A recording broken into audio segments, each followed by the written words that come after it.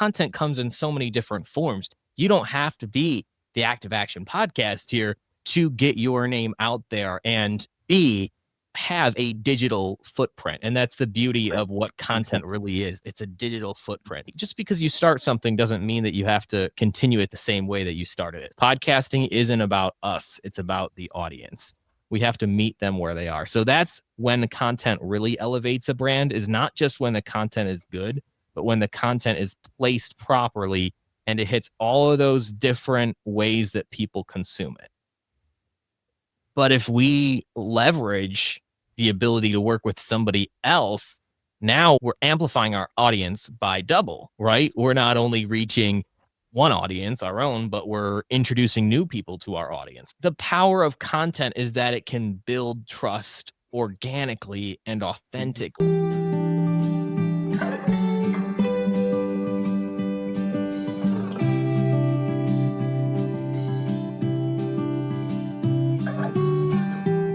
Dear listeners, welcome back to another episode of the Active Action Podcast. It's me, your host, Dr. Nazif, back with you again with another amazing guest. Today, we will be knowing a lot about content creation. But before delving into that, just wanted to take this moment to appreciate all you guys for keep listening to the podcast and for your generous support. Wanted to let you guys know that we did start our premium supporters program. So if you become a premium supporter of Active Action Podcast, you will get access to personal and professional development strategy guides and articles written by our expert consultants. If you want to do that, you can visit by www.activeaction.fm/support and you can get started for free. Apart from that, we also started our merchandise. So if you want to take a look at some cool clothing lines or some other goodies, please feel free to visit www.activeaction.shop. Let's dive into today's episode. So today we have with us John Goehring. And John, how are you doing this morning? I'm doing great, Nazif. I'm so excited for our conversation today. Thank you for having me on. Thank you so much, John, for joining today's podcast. And as you can see, dear listeners and viewers, we will be talking about content. So the topic for today's podcast is content that cuts through. And we have our expert, John Goehring, who is the founder of John Goehring Voiceovers. John has been telling stories for a living since college.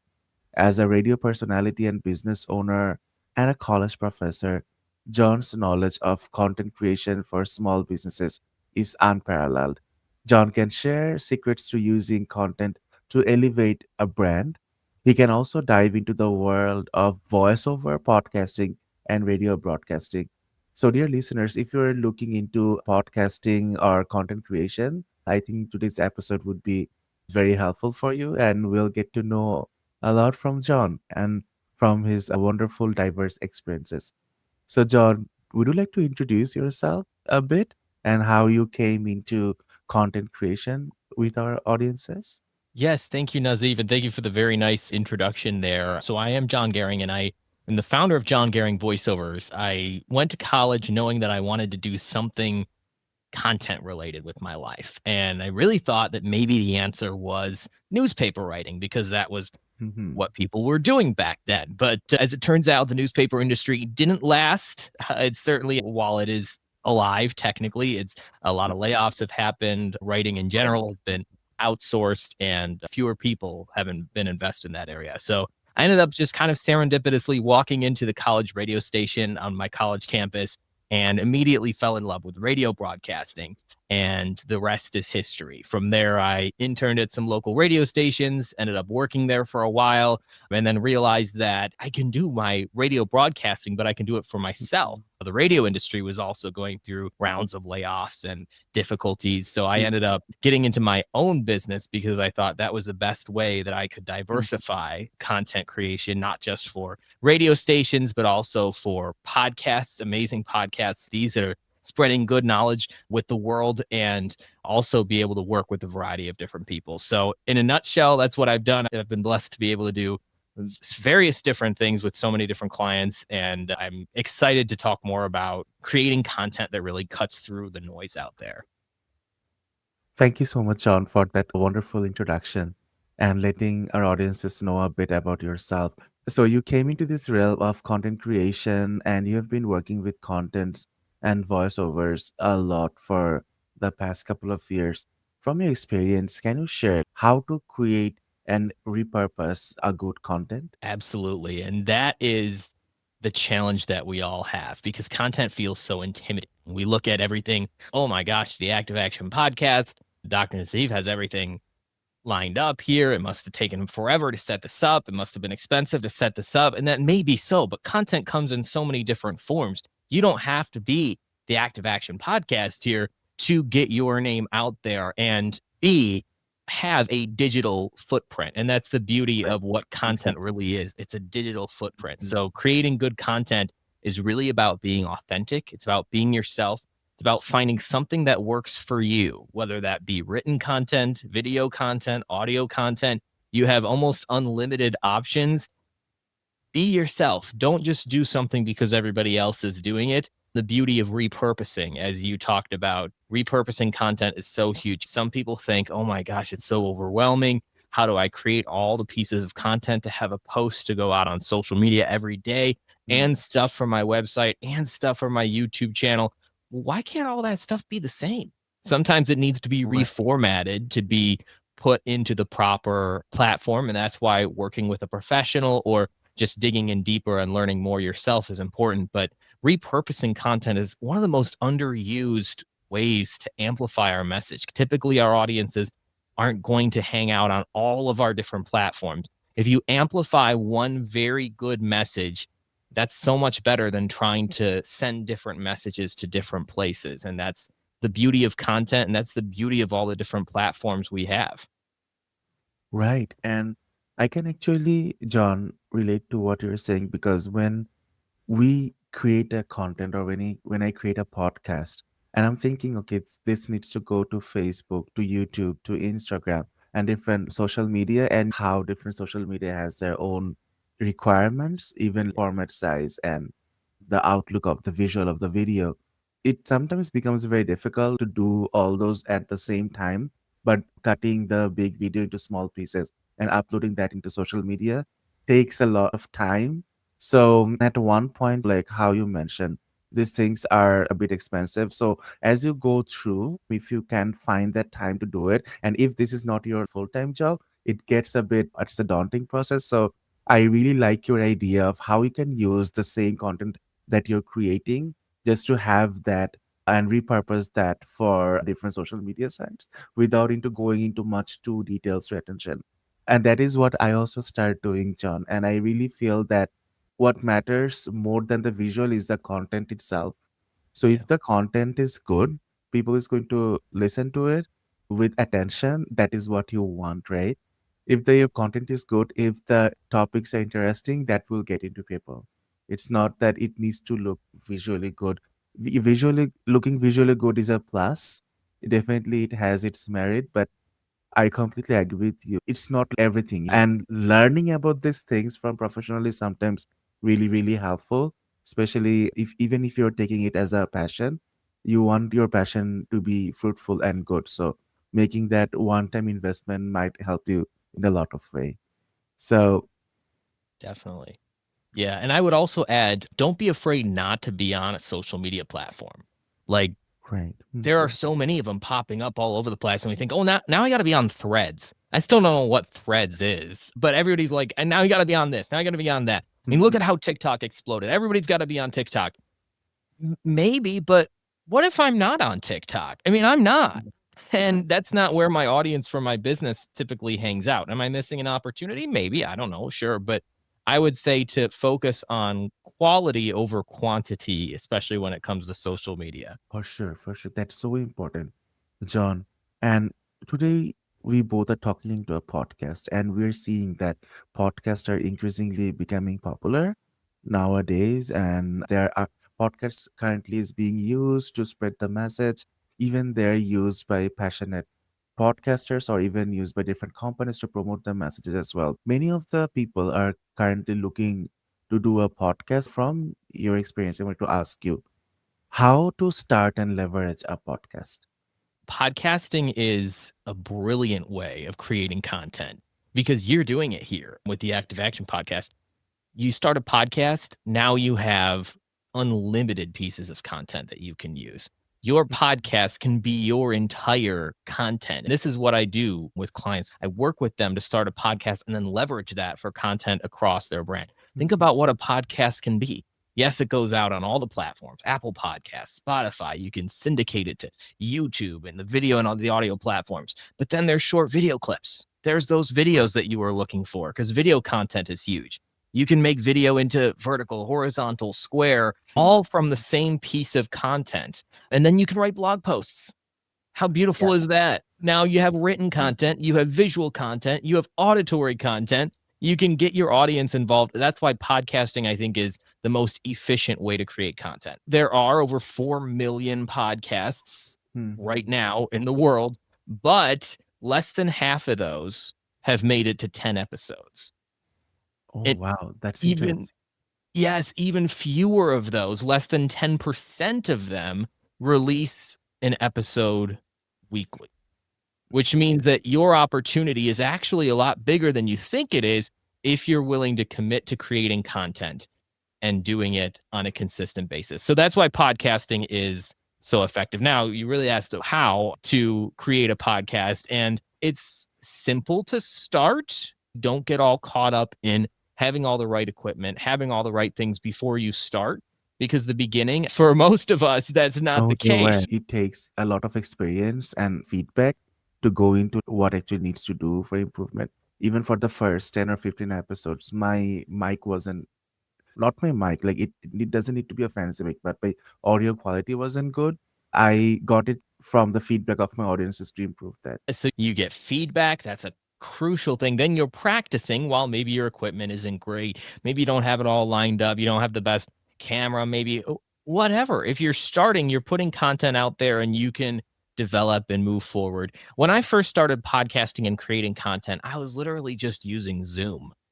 And now look at us. Here we are. We're using this great platform. There's several platforms that are really good for video and audio because they actually host it locally here, and you're not compromising quality. You are on a platform like Zoom. Just because you start something doesn't mean that you have to continue it the same way that you started it. So with podcasting, I think the key is to come up with a niche, to come up with your area and have that clarity moving in. Again, not that that can't change over time, but that's the one thing that's going to be harder to change. Think about the quality of the content over some of the details. They got the great microphones, they got the good lighting. Well, we didn't start with that. We didn't start with that. And so I think the key is know who you're talking to, because when you know your audience and you know who you're talking to, that should inform everything you're saying. Podcasting isn't about us, it's about the audience. But the beauty of that is once you start a podcast and start improving on it and making it better and better each week that you record it, the ability to make that into endless pieces of content besides just that podcast file, it's unlimited. Indeed, I agree with you, John. And one of the things that you sent actually got me thinking that there are 4 million podcasts, and so many of those podcasts haven't made up until more than 10 episodes. So we kind of see this attrition when podcast is being done, where the podcasts are not consistently run and uploaded through or not created through. Can you share a bit about why do you think this is happening? Mm. I think ultimately, when it comes to consistently putting out quality content, is what you're saying. I think we get the shiny object syndrome sometimes, right? Where we feel like, oh, this is going to be great. I'm going to do this every single week and I'm going to commit to doing this and it's going to be awesome. And then we start and then we realize that it's a lot more work than we realized. And sometimes that gets overwhelming. And I feel like that's one of the big stumbling blocks for podcasters early on, which is why I suggest one of the biggest things I suggest is having a few shows in the can before you get a podcast really off Brilliant and running. idea. Hmm. If you say, well, I want to release a podcast every Wednesday. And so you say, oh, I'm going to record every Monday and release every Wednesday. Well, then next week you get sick. And the next week you're just having a bad day and you're not feeling it. If you were to maybe record on Mondays and release 3 weeks from now on Wednesday, that's a more realistic timeline because now you have some wiggle room and now you are able to make sure that you keep up that consistency. Because, like you said, that consistency is everything. It's everything for search engine optimization, wants to see a consistent flow of new content. Your audience wants to come to expect consistency over the weeks as you release. I guess that's another thing to put out there is ideally it's found that podcast episodes released every week perform better than less frequent releases, but it's best to release once a month if you're not going to release consistently. And if you release a podcast once a month and repurpose that throughout the month, that can still be an effective way because of just how many pieces of content you can make from a single podcast episode.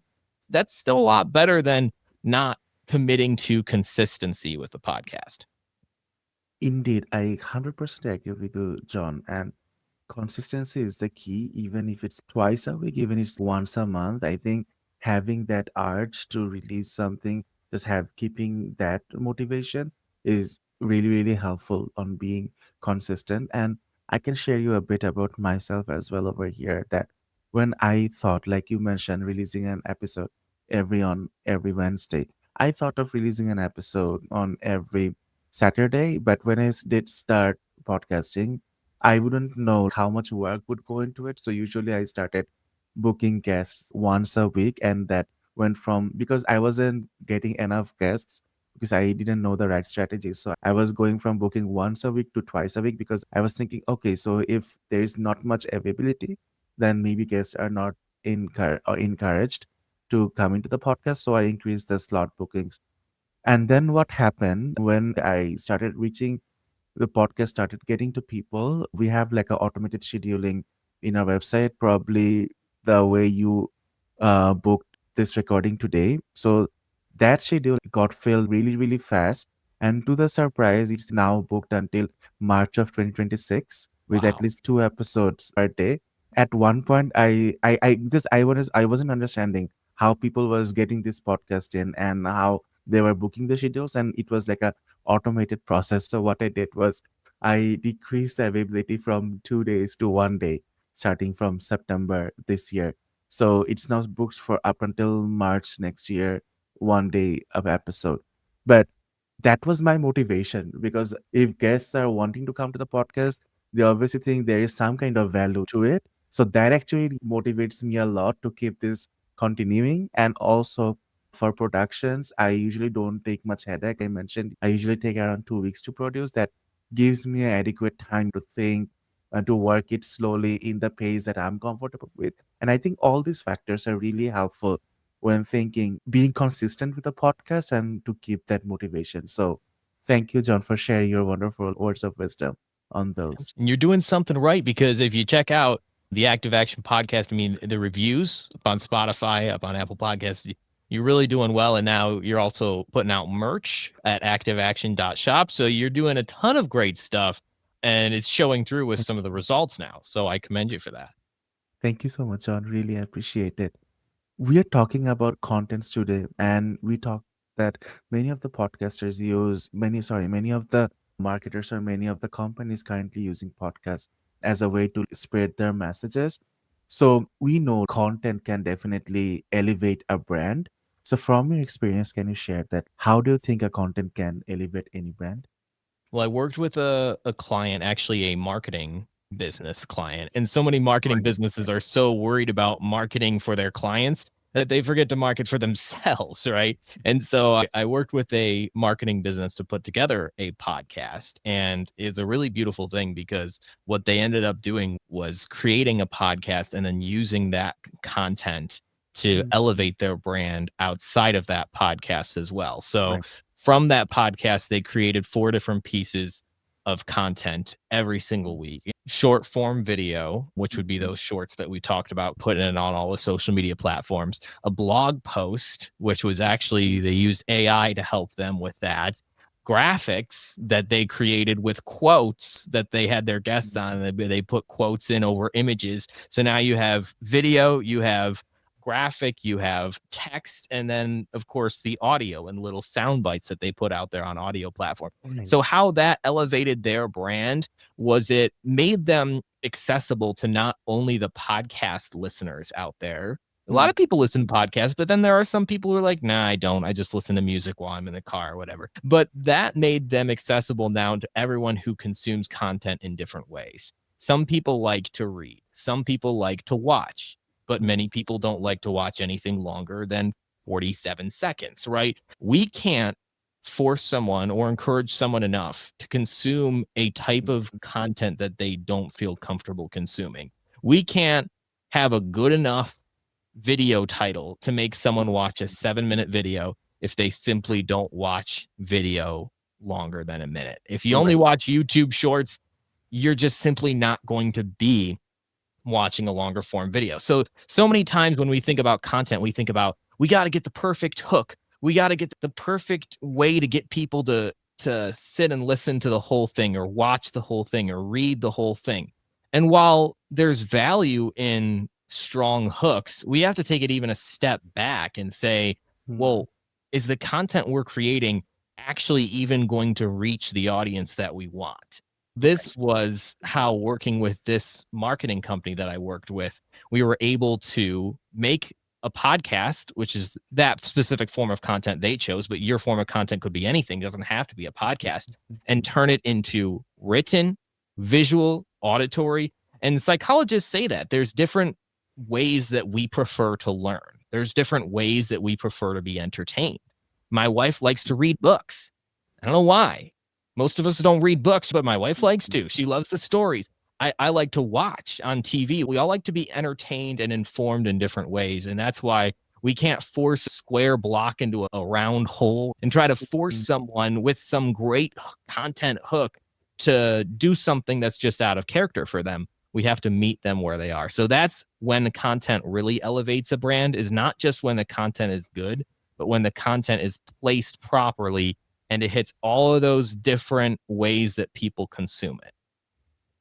That's wonderful, and I really agree with that. Not forcefully feeding a content into the audiences, but getting to understand the audience's nerve on how they want to receive the content. Like you mentioned, there are different formats. There is the audio podcast, there is a video of the podcast as well, but also it can be written like blog.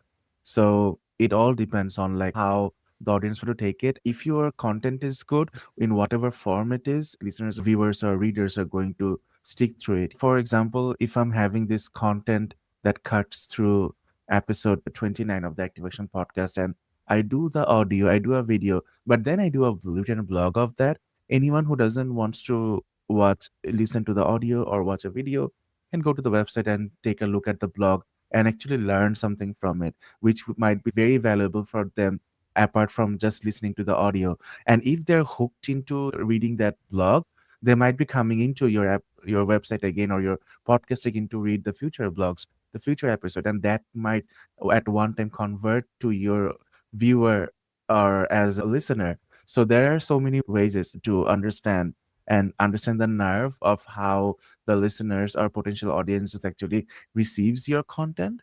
So for sure, I really appreciate that thought, John. You did mention that you worked with marketers to grow their brand and the content as well. So can you share from your experience how to collaborate with brands to leverage content? Yeah. So collaboration is huge too, because we could just put out something for our own individual brand. Record videos, I release a video every week on LinkedIn. I release a blog post every week on LinkedIn. But if we leverage the ability to work with somebody else, now we're amplifying our audience by double, right? We're not only reaching one audience, our own, but we're introducing new people to our audience. So that's the power. Collaborative podcast episodes are great. Collaborating with brands can be a little bit tricky because obviously you want to make sure that it's a fruitful collaboration for both sides, right? And so Right. when you do that, you want to make sure that you're not collaborating so much with people who are selling the same services as you, but you're collaborating with people who have the same audiences as you. So marketing strategists, for example, is great for me to collaborate with because a marketing strategist doesn't necessarily create content. I do, but they work with people who are going to need to create content. So working backwards and thinking, who can I collaborate with who shares some of the same audience that I have, but doesn't do the same work that I do. And Right. when I started in voiceover, the best way to do that was to work with video producers, right? Mhm. People producing video may not do the voiceover or have a voiceover partner, but Right. they work with a lot of people who need a voiceover for their video. So Mhm. just finding those aligned brands to collaborate with. And sometimes it doesn't always have to be. Sometimes you just want to make a good piece of content with just anybody. And that's okay too. None of this hurts. But approaching a brand, offering a collaboration, making sure that you're both aligned and you both know what kind of content you're going to create, and then repurposing it and actually following through and sharing it. How many times do we see this where we make a podcast that probably both of us, I don't know about you, Nazif, but we make a podcast and the person on the podcast seems so excited about sharing it and doing their best to promote Yes. it. And Yes. you send it to them and they don't share it. And you're like, but you said you were going to, and for whatever reason, it doesn't make them bad people or bad intentioned. It just means, I don't know, maybe life got busy and they forgot. But making sure that you follow through, because that's so Mhm. key to make a collaboration worthwhile, is making Mhm. sure you're both following through so you actually are amplifying that audience. But the beauty of that is then you get new people in your audience, and now literally you both double your audience. I agree with you that collaboration is indeed a good key. And I didn't recently know about how collaboration works, but I am in a couple of Facebook groups, in podcasting Facebook groups. They actually promote collaboration. And I really see this is a good method to gain audiences for both parties as well. If it's done right, and if kind of their vision and content actually aligns with each other, really the podcasters can support one another. And I wanted to talk to you a bit about content again. Content has huge impact on people, how the content is, and actually a content has the ability to increase your sales volume to a larger extent, or even discouraging people to get to, even in the other hand, discouraging people to go into your product and look at it. It's all about how the content is being framed. Can I ask you, from your experience, what is content's impact on the bottom line? Content is trust. And currency in business development, I believe. That's the best way, not more contacts. Some people say, well, if we just contact them 7 times, 7 touch points, for whatever reason, they magically buy on Mhm. that 7th touch point. Not if your message is a load of crap, right? The power of content is that it can build trust organically and Mhm. authentic. And that's something that just regular old email notifications or, Mhm. hey, just following up here. Are you interested in our service? Just following up again. I mean, what do you do with those emails? We delete Right. them. But if those 7 touch points are quality touch points built through Mhm. content that we scroll past on social media, maybe we read about in a magazine, maybe we attend a webinar. That's another great form and idea of content. Content equals trust. And when we build trust with our audience as business owners, that does have a huge impact on the bottom line. In fact, there's statistics that show that people who have seen videos on websites of products or services that they end up buying are over 80% more likely to follow through and make that purchase. And that's just one simple piece of content that's on the website.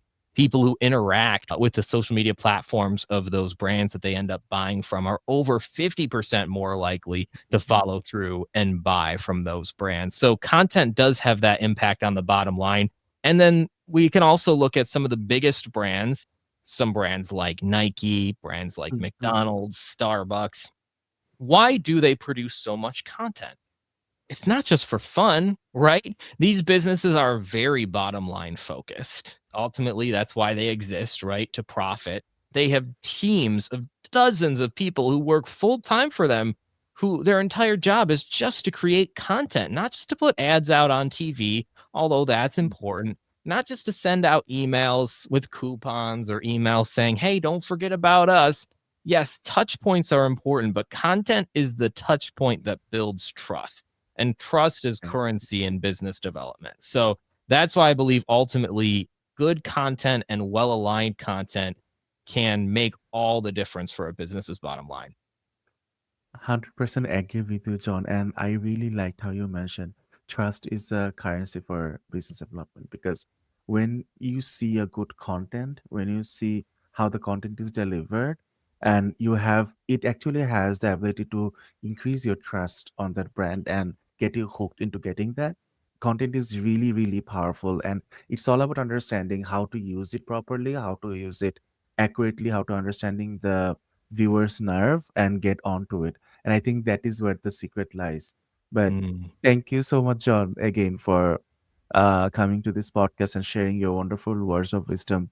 Dear listeners, I just want to mention if you want to know more about John, and John has his own voiceover company. So if you want to know more about John, please feel free to get in touch with him. I'm sure John would be open to help you with your work. If you want to know about him more, feel free to visit our website in www.activaction.fm/person/John Goehring. There is links for John's social and content information, a bio of John as well. So if you do want to get touch with him, that's one way to do it. Apart from that, thank you so much, John, again for coming to this podcast and sharing your words of wisdom with our Thank, audiences.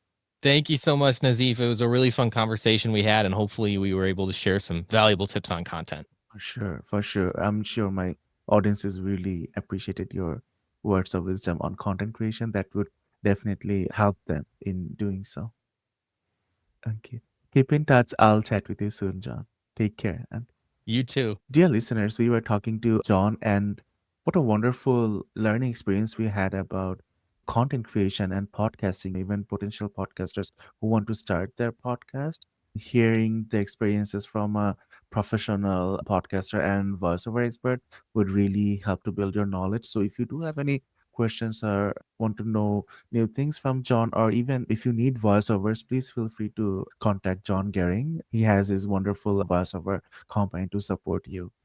Thank you so much for listening to this podcast. And if you have any questions or concerns, please send me a message at podcast@activaction.fm. I always appreciate your valuable feedback. And last but not the least, if you do find our content or the podcast episodes useful, please feel free to share that with your friends and family. And if you really like our content, please feel free to provide us a tip in our virtual tip jar at www.activaction.fm/tip. Thank you so much again for joining. Keep listening to the podcast. Stay active and take action until we meet the next time.